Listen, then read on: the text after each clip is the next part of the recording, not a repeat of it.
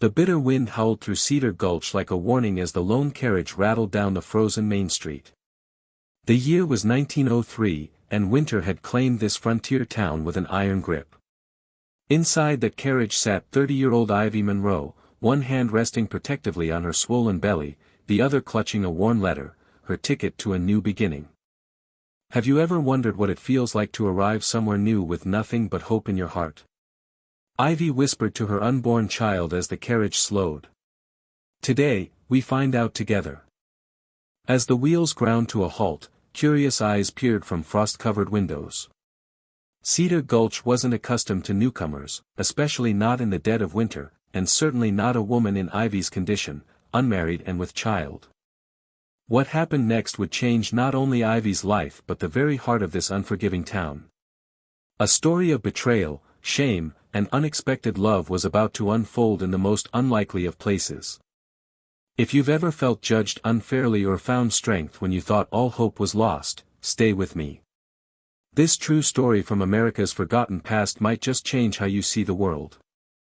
Ivy's journey to Cedar Gulch had been born of desperation and hope in equal measure. 6 months earlier, her husband Thomas had been killed in a railway accident, leaving her alone and with child. The whispers began almost immediately. How convenient that Thomas died just as Ivy's pregnancy became noticeable. The rumors spread like wildfire, destroying what little comfort her grief might have offered. "I need a room, please," Ivy said to the stern-faced woman who answered the boarding house door. "Just until my wedding day." Mrs. Abernathy's eyes narrowed as they took in Ivy's condition. "Wedding, you say? And who might the fortunate gentleman be?" "Mr. James Porter," Ivy replied, her voice steady despite the chill that had nothing to do with the weather. "We've been corresponding. He's expecting me." The older woman's lips thinned to a tight line. "Porter, is it?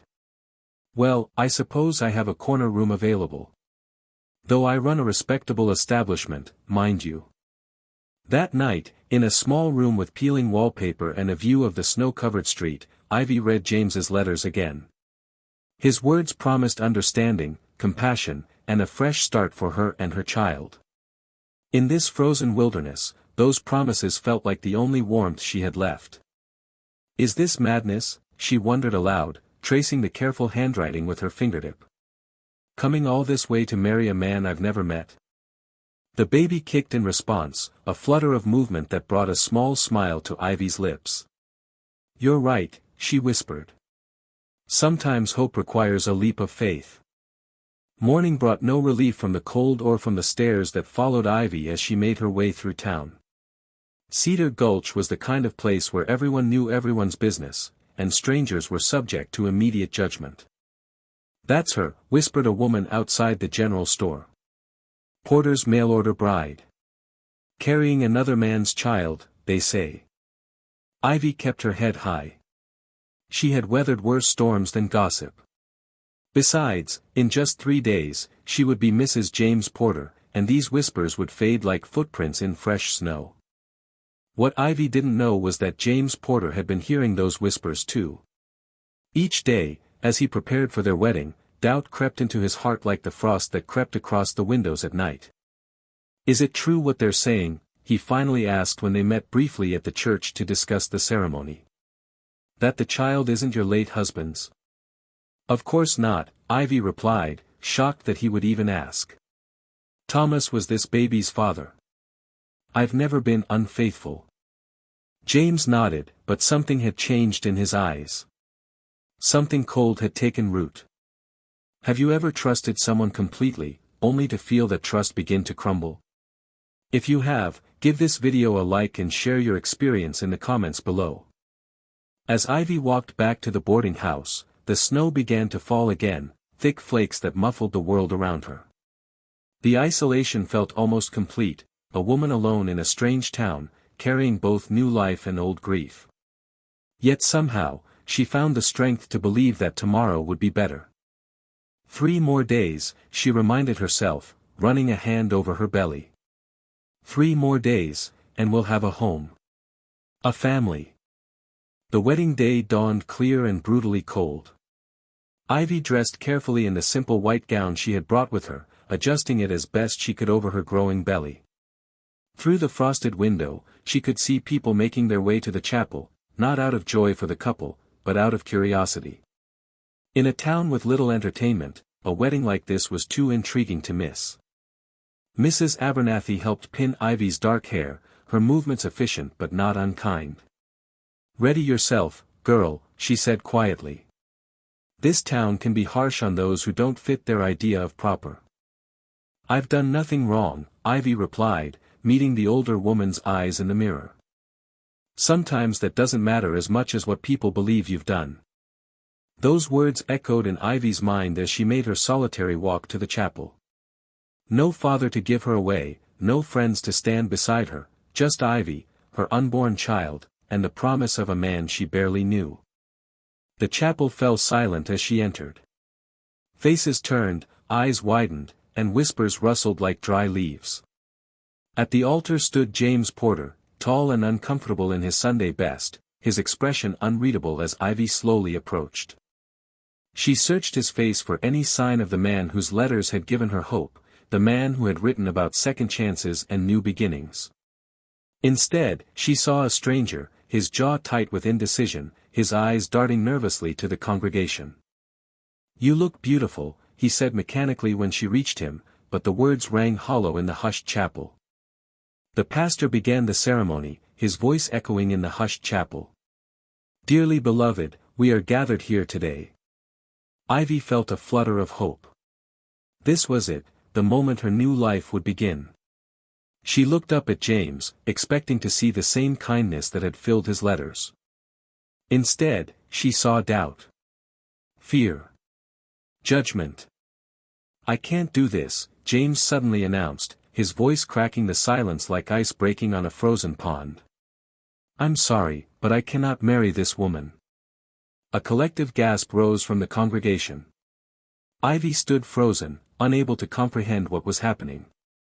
"She has deceived me," James continued, his voice growing stronger with each word. "The child she carries is not her late husband's. She has lied to me, to all of us." The accusation hung in the air like a physical thing. Ivy felt the blood drain from her face as every eye in the chapel turned to her with renewed judgment. "That's not true," she whispered, but her voice was lost in the growing murmurs. The pastor placed a hand on James's shoulder. "Mr. Porter, perhaps we should discuss this privately." "There's nothing to discuss," James interrupted. "I won't be made a fool of. I won't raise another man's bastard child." The cruel words cut through Ivy like a knife. She placed a protective hand over her belly, as if to shield her unborn child from the hatred being directed at them. "My husband's name was Thomas Monroe," she said, her voice trembling but growing stronger with each word. "He died in the Central Pacific Railway accident last summer. This is his child. I have never lied to you, James." But her words fell on deaf ears. The congregation had already made up their minds, their expressions ranging from disgust to morbid fascination. "I think it's best if you leave Cedar Gulch," James said, not meeting her eyes. "There's no place for women like you here." The shame crashed over Ivy like a wave. Without a word, she turned and fled, pushing past the gawking faces and out into the biting cold. Tears froze on her cheeks as she ran blindly through the snow, her white dress trailing behind her like a surrender flag. She didn't know where she was going, only that she had to escape the judgment, the accusations, the crushing weight of public humiliation. Her breath came in ragged gasps, visible in the frozen air as she stumbled down an alley and collapsed onto a bench, her body shaking with sobs. In that moment, Ivy Monroe was utterly alone. Rejected, shamed, and abandoned in a strange town with winter closing in and a baby on the way. What hope could possibly remain? The cold began to seep through her thin wedding dress, but Ivy hardly noticed. The physical discomfort paled in comparison to the ache in her heart. Everything she had planned, everything she had hoped for, had crumbled to dust in a matter of minutes. "What will we do now?" she whispered to her unborn child, her hand trembling as it rested on her belly. We have nowhere to go, no one to turn to. The stark reality of her situation hit her with full force. Her small savings wouldn't last more than a week. No one in town would hire her now. The winter was harsh and unforgiving, with months of cold still ahead. Have you ever felt completely alone when you needed support the most? This next part of Ivy's story might just restore your faith in humanity. Not everyone in Cedar Gulch had attended the wedding that day. In his forge at the edge of town, Gideon Mercer worked steadily, the rhythmic clanging of his hammer drowning out most of the town's gossip. At 35, the blacksmith kept to himself, preferring the honest company of metal and fire to the complicated nature of people. When the door of his workshop blew open, bringing with it a flurry of snow and the distant sound of commotion, Gideon paused. Something had happened, something that had the town buzzing like an overturned beehive. Setting down his hammer, he stepped outside, wiping his hands on his leather apron. The wind carried fragments of conversation. Left her at the altar. Carrying another man's child. Disgrace to the town. Gideon frowned. He had heard about Porter's mail-order bride, of course, it was impossible not to in a town this size. But unlike his neighbors, he had reserved judgment. Life had taught him that stories were rarely as simple as people made them out to be. He watched as townspeople hurried past his forge, their faces animated with the excitement of fresh scandal. There was an ugly eagerness in their expressions that troubled him, the same look he had seen years ago when the town had found other outcasts to condemn. With a sigh, Gideon closed his workshop door and moved toward the commotion. Not out of curiosity, but out of concern. He knew all too well how quickly Cedar Gulch could turn on someone who didn't fit their narrow view of propriety. Following the trail of gossip and footprints in the snow, Gideon found her huddled on a bench behind the boarding house. Her white dress was soaked through, her dark hair falling loose around her shoulders, and her body shook with cold and grief. Without a word, he removed his heavy woolen scarf and gently placed it around her shoulders. Ivy looked up, startled by the unexpected kindness. "You'll catch your death out here," he said simply, his voice low and steady. "Perhaps that would be easier," she whispered. Gideon shook his head. "Nothing about dying is easy. And nothing about living is, either. But one gives you a chance to find better days ahead." He offered his hand, calloused and strong from years of working metal. "I'm Gideon Mercer. The forge is warm, if you'd like a place to gather yourself." Ivy hesitated, then placed her trembling hand in his. "Why would you help me? You don't even know me." "I know enough," he replied. "I know what it's like to be judged by those who haven't walked in your shoes." As he helped her to her feet, Ivy swayed slightly, her face pale with cold and exhaustion. Gideon steadied her with a gentle hand. "When did you last eat?" he asked. Ivy couldn't remember. The anticipation of the wedding had robbed her of appetite, and now shame had chased away any thought of food. "Come," Gideon said, his voice brooking no argument. "Food first. Then decisions." The forge was indeed warm, almost uncomfortably so after the biting cold outside. Ivy sat on a rough wooden stool, wrapped in a blanket Gideon had produced from a trunk, watching as he returned to his work. He didn't press her to talk, didn't ask questions or offer empty platitudes. He simply worked, the steady rhythm of his hammer filling the silence. "They think I lied," Ivy finally said, her voice barely audible over the sound of metal striking metal. "About my baby's father." Gideon paused, looking up from his work. "Did you?" "No," she said firmly. "My husband died in a railway accident 6 months ago. This is his child." He nodded once, then returned to his work. "Then that's all that matters." "Not to them," Ivy said bitterly. "Not to James." "People fear what they don't understand," Gideon replied. "And they understand even less than they think they do." As the afternoon wore on, Ivy found an unexpected comfort in the blacksmith's forge. There were no judgmental stares here, no whispers behind hands. Just the honest work of a man who seemed to understand that sometimes, silence was the greatest kindness. I should go back to the boarding house, Ivy said eventually, setting down the empty cup. Collect my things before Mrs. Abernathy throws them out. Gideon set down his hammer. I'll walk with you. You don't have to do that, Ivy protested. No, he agreed. I don't have to. I choose to. Something about the simple statement brought fresh tears to Ivy's eyes. In a day filled with rejection, this quiet affirmation of choice, of someone willingly standing beside her, felt like the first solid ground she had found. If you're finding value in Ivy's story, take a moment to hit that like button and subscribe to our channel. It helps us bring more of these forgotten historical tales to light. The days that followed were a harsh education in survival. When Ivy tried to purchase food at the general store, the shopkeeper refused to serve her. We don't cater to women of your situation, he said, loud enough for everyone to hear. The boarding house was little better. Mrs. Abernathy, pressured by the town's influential residents, reluctantly informed Ivy that she would need to find other accommodations by the end of the week. Where am I supposed to go? Ivy asked, one hand protectively covering her belly. It's the middle of winter. The older woman couldn't meet her eyes. I'm sorry, child. But I have a business to run. With nowhere else to turn, Ivy found herself once again at Gideon's forge. The blacksmith listened to her plight without interruption, then nodded toward a small room at the back of his workshop. It's not much, he said. But it's dry and warm. You can stay until you figure out your next steps. Ivy stared at him, searching his face for any sign of ulterior motives.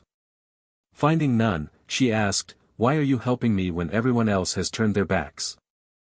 Gideon considered her question, his weathered face thoughtful. Because 20 years ago, I was the one this town turned against. They had their reasons, or thought they did. One man showed me kindness when no one else would. This is how I honor his memory. What did you do? Ivy asked, curiosity momentarily overriding her own troubles. A sad smile crossed Gideon's face. I loved someone they didn't think I should love. Sometimes that's enough for condemnation. Ivy refused to be a charity case. From the first day in Gideon's spare room, she insisted on earning her keep. Though her knowledge of blacksmithing was non-existent, she proved a quick study. Her delicate hands, once suited only for needlework and piano keys, soon grew calloused from handling tools and stoking fires. You have a natural feel for the metal, Gideon observed one afternoon as Ivy successfully shaped a simple hook. Most people try to force it. You listen to what it wants to become. I never thought I'd find myself doing this kind of work, Ivy admitted. Before Thomas died, my biggest concern was which tea to serve visitors. Gideon's rare smile appeared briefly. Life has a way of revealing strengths we never knew we had. As January gave way to February, a routine developed. They worked side by side during the day, Gideon teaching Ivy the craft that had sustained him for years.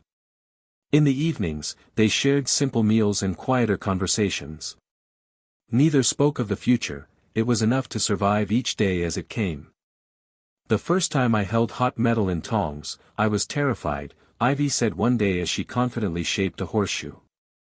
Now it feels like an extension of my hand. Fear becomes familiar with practice, Gideon replied. And what's familiar rarely remains frightening. Ivy thought about his words long after he had spoken them.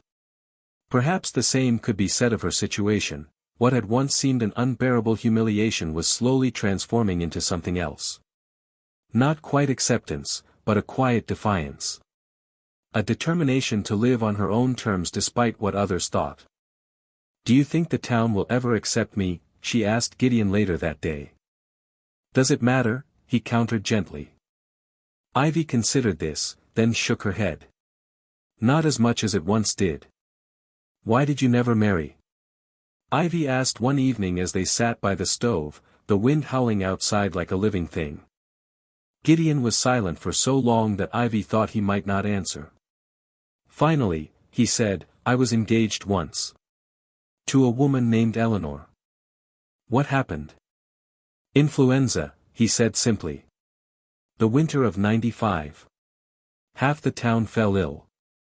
Eleanor was one of the 12 who didn't recover. Ivy's hand found his across the table. I'm sorry. As am I for your Thomas, he replied. Loss shapes us, but it doesn't have to define us. In these quiet moments, something began to grow between them, not the passionate romance of youthful dreams, but something steadier. A foundation built on mutual respect, shared grief, and the daily choice to see the best in each other despite what the world believed. The town still talks, Ivy said one night. About me. About you for helping me. Let them talk, Gideon replied.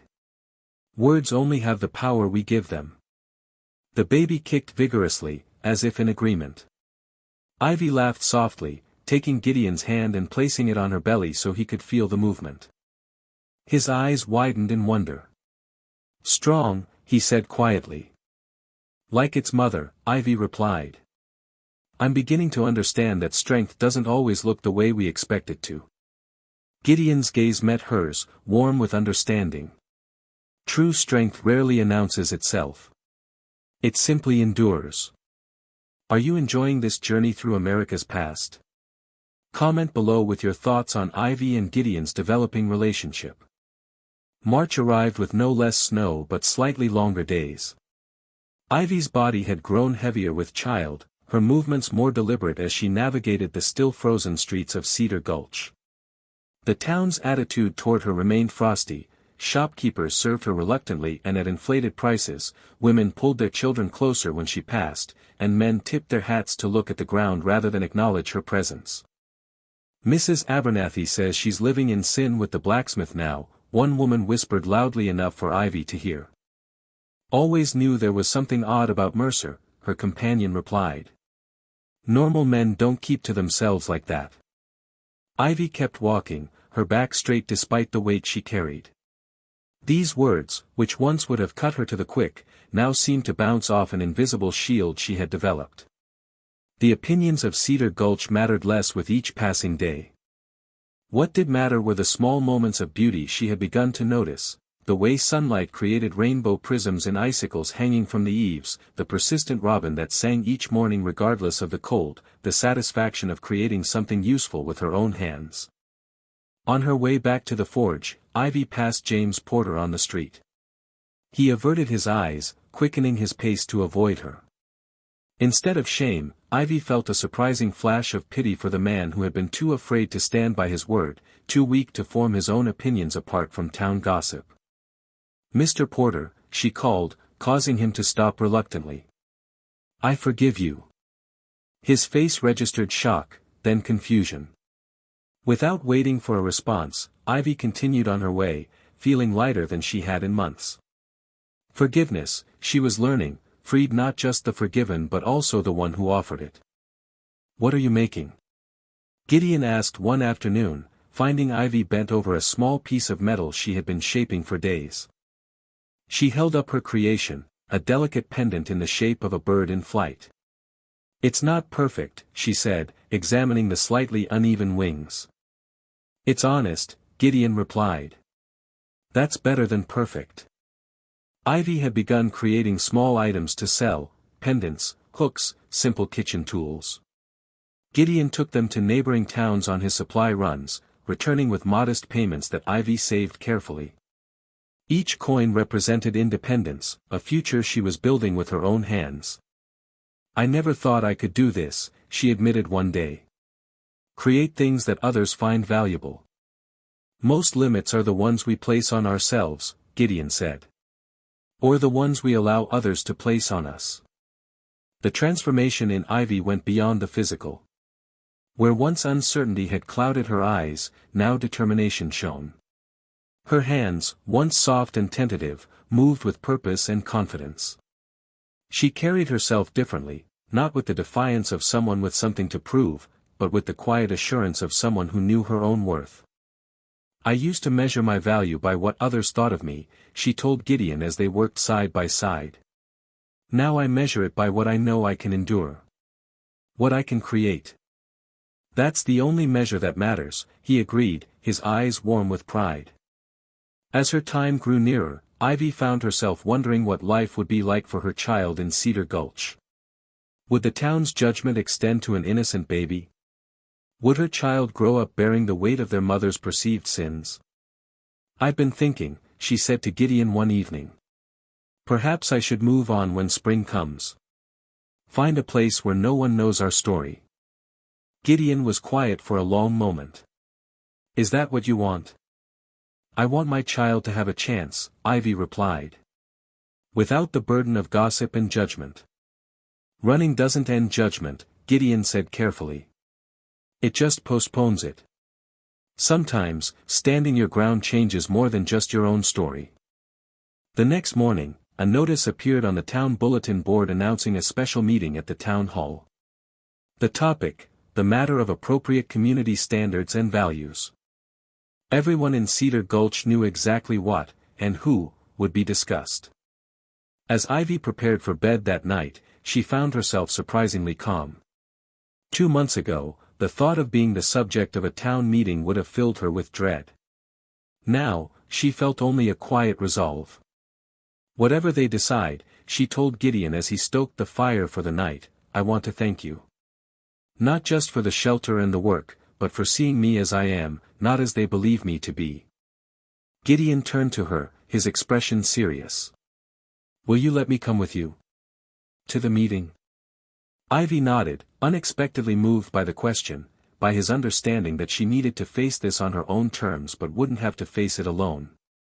If you've ever had to stand up against unfair judgment, you'll want to see what happens next.